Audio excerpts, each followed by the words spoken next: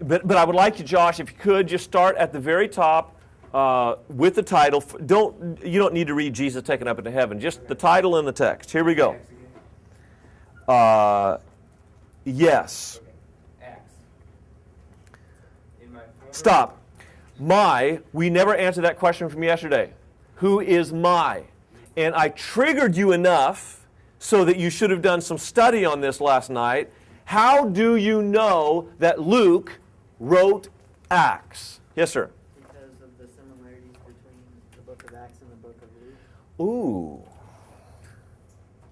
Well, the similarities between the book of Acts and the book of Luke, and they're incredible similarities.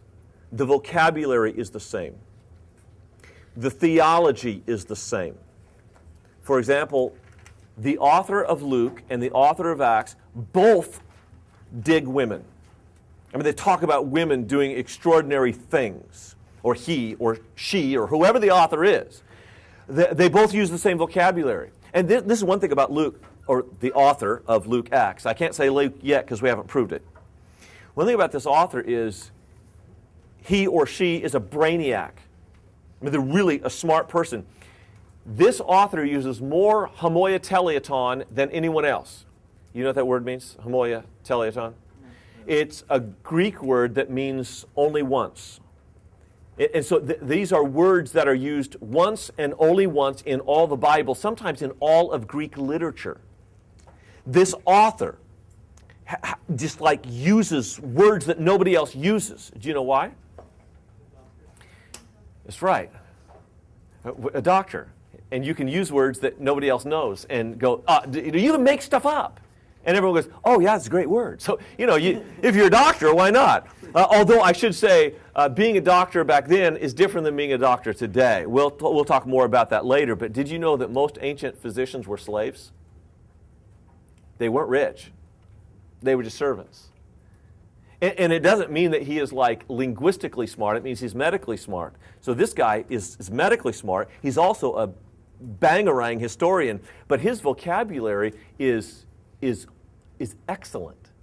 In fact, his vocabulary is so good that when he is describing Greek events, he uses Greek that is the hardest Greek in all the New Testament. Some would argue the book of Hebrews is a little harder. I don't think so. Acts 17, where Paul is on the Areopagus, just threw down. I mean, his Greek was phenomenal.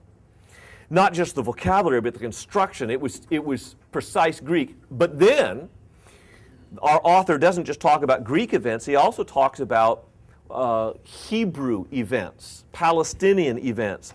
And when he does, he throws in what are known as Aramaisms. Aramaic was the common language of Palestine during Jesus' day. That's the language Jesus spoke. And Aramaisms, well, like any language, they have their own peculiar idiosyncrasies. Have you heard about Ebonics? Ebonics is actually grammatically a consistent system. I be playing basketball means I am in the present state of, this is not in the present state, but this is what I do generally. Not what I'm doing now, but what I do generally.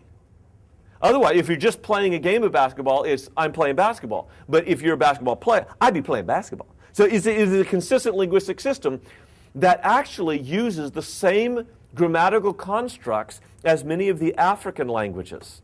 And some think that it carried over from Africa as it was translated in the African American culture through slavery and then through freedom. Fascinating, eh? Luke speaks Ebonics, only with Aramaic. And he is able, when describing Palestinian events, to put it in the same idioms. How many of you lived ever lived in Texas? So when I say Tex-Mex, orale vato, you know what that means.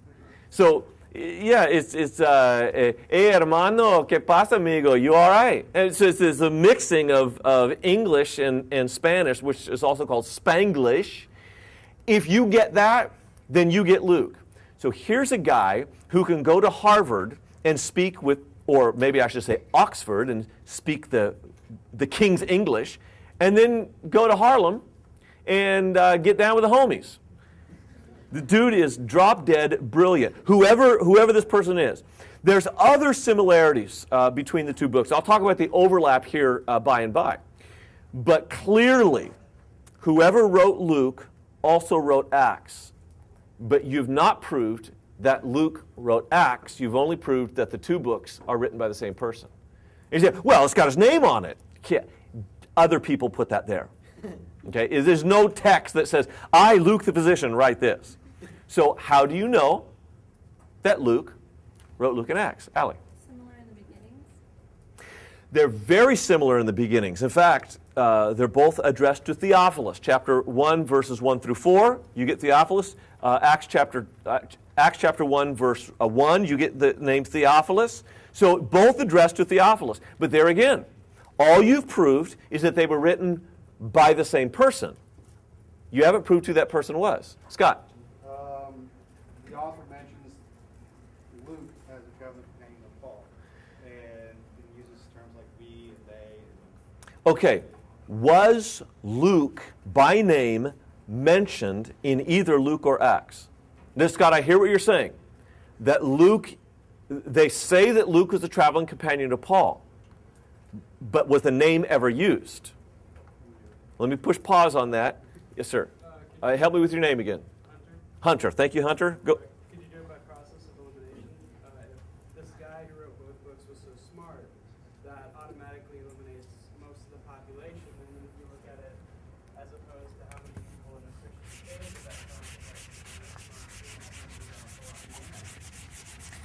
that I like the way you're thinking. The process of elimination. And I'm eliminating a marker right now, which I don't have. Wait a minute. No. Ha! Bring my own. What do you know about the... what Hunter is suggesting is that maybe we could figure out kind of the characteristics of the author, and by process of elimination, get it down to one person. Frankly, I'm pretty skeptical unless we do some careful stuff with that, okay? Especially just by saying, well, you know, by process of elimination, there's only 3 smart people in this class, and I only like one of them. So there you go. That must be my coffee partner. How do you evaluate who's smart? How would you even know across 2,000 years of distance who was smart and who was not? You see my problem. So if we're going to eliminate some people from the mix, how smart was Silas? Well, I don't know.